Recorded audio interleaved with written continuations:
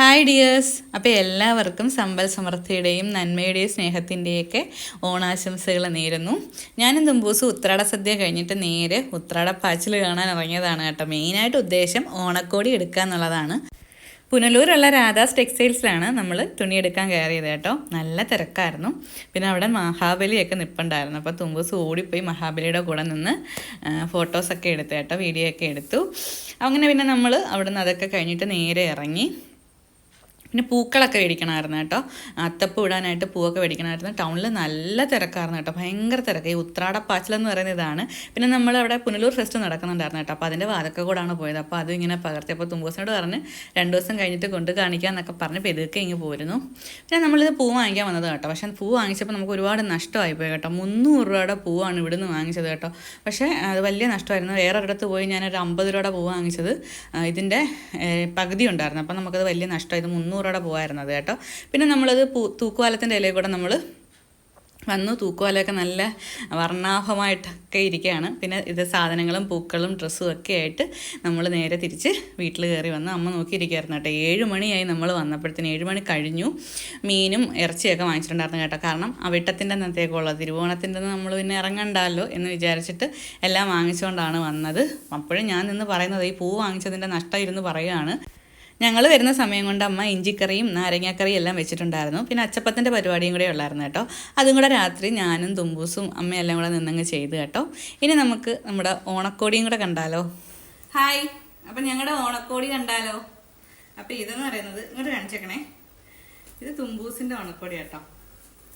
പിള്ളേരുടെ ഓണക്കോടി ആദ്യം കാണിക്കാം. ഇത് ജീൻസിൻ്റെ പാവാടി. തുമ്പൂസ് നൂത്ത് കാണിക്കണമെന്ന് പറഞ്ഞായിരുന്നു കേട്ടോ. ഇത് പിന്നെ അമ്പാടിയുടെ ഷർട്ട് കേട്ടോ.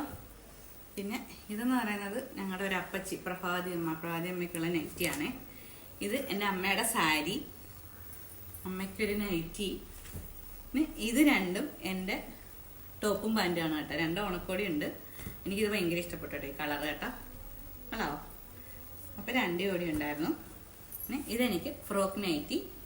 അപ്പോൾ ഇത് ഏട്ടനെടുത്ത മുണ്ടാണ് കേട്ടോ. ഈ കരയുടെ ഷർട്ട് നമ്മൾ ഓൺലൈനിൽ എടുത്ത് കൊടുത്തിട്ടുണ്ടായിരുന്നു. അപ്പോൾ ഇത് ഏട്ടൻ്റെ ഓണക്കോടി.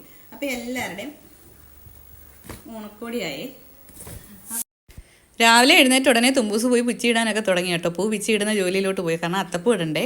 ആ സമയം കൊണ്ട് പിന്നെ ഞാൻ പോയി കുളിച്ചിട്ടൊക്കെ വന്നു. കുളിച്ച് റെഡിയായി. ഇത് നമ്മൾ ഉത്രാടത്തിൻ്റെ അന്ന് വൈകുന്നേരം സന്ധ്യയ്ക്ക് കത്തിക്കുന്ന വിളക്കാണ് കേട്ടോ. ഇത് തിരുവോണത്തിൻ്റെ അന്ന് തിരുവോണ സദ്യ ഉണ്ട് കഴിഞ്ഞിട്ട് അണയ്ക്കത്തുള്ളൂ. ഇപ്പോൾ കുളിയൊക്കെ കഴിഞ്ഞ് ഓണക്കോടിയൊക്കെ ഇട്ട് വിളക്കിൻ്റെ അടുത്ത് പ്രാർത്ഥിച്ചാണോ വന്നപ്പോഴത്തേന് തുമ്പൂസ് അത്തപ്പൂ ഇടാൻ തുടങ്ങിയായിരുന്നു കേട്ടോ. അപ്പോൾ പിന്നെ ഞങ്ങൾ 2 പേരും കൂടെ അങ്ങ് പെട്ടെന്ന് തന്നെ അത്തപ്പൂവൊക്കെ ഇട്ട് റെഡിയാക്കി ഓണമെന്നൊക്കെ എഴുതി. ഈ പ്രാവശ്യം അടിപൊളിയായിട്ട് അത്തപ്പൂവൊക്കെ ഇടാൻ പറ്റി കേട്ടോ. അപ്പോൾ എല്ലാ പ്രാവശ്യവും ഇതുപോലെ ഓണമെന്നൊന്നും എഴുതാറില്ലായിരുന്നു കേട്ടോ. കുഞ്ഞിലേക്ക് എഴുതിയിട്ടൊക്കെ ഉള്ളൂ കേട്ടോ.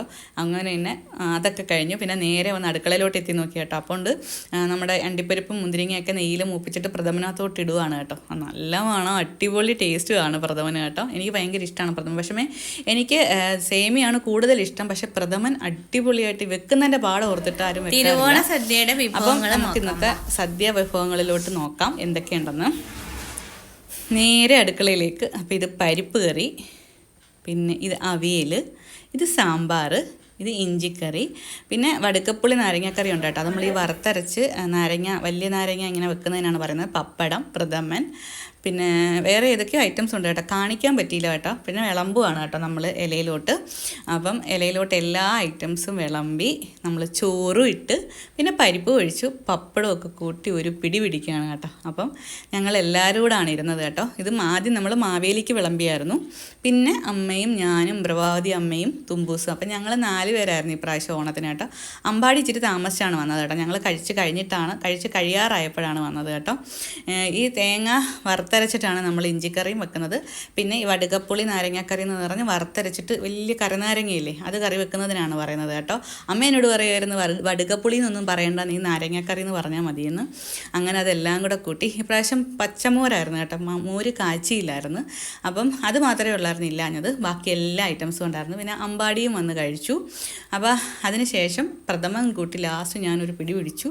അടിപൊളി പഴമൊക്കെ കൂട്ടി നല്ലതുപോലെ കുഴച്ച്. നമ്മൾ ഈ സദ്യ ഉണ്ട് കഴിഞ്ഞാൽ പിന്നെ എല്ലാവർക്കും ഭയങ്കര ക്ഷീണമാണ് കേട്ടോ. പിന്നെ എല്ലാവരും പോയി ഫ്ലാറ്റായി. അപ്പം നമ്മുടെ ഓണവിശേഷങ്ങൾ ഇത്രയൊക്കെയാണ്. ഉത്രാടപ്പാച്ചിലും ഓണക്കോടി എടുപ്പും തിരുവോണ സദ്യയും ആകെ മൊത്തം ഓണവിശേഷങ്ങൾ. അപ്പം tata bye. Okay, see U.